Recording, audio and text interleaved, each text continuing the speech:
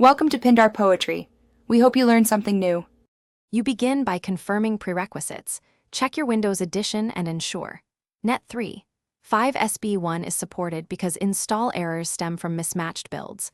Once done, sign in with an administrator account and free at least 500 MB. Next, decide install method, GUI or command line. If you choose GUI, open Control Panel, Programs and Features, turn Windows features on or off. If you choose command line, prepare DISM with a known source path. That avoids online download failures. You now perform the core installation. For GUI, select NET Framework 3.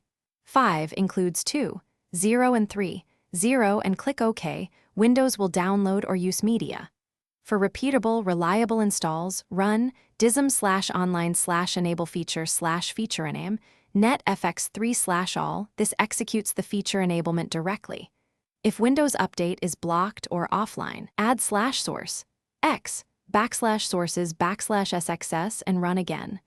Once the command finishes, you finish by rebooting the system to complete component registration and GAC updates. This step prevents runtime errors later. After restart, verify with Programs and Features or run a simple app that targets 3, 5 Sp1. If installation failed, check the DISM log and Windows Update event logs to find a specific error. One key troubleshooting tip: if DISM reports missing files, make sure your /source points to matching Windows media. Then run sfc/scano and retry the enable feature command.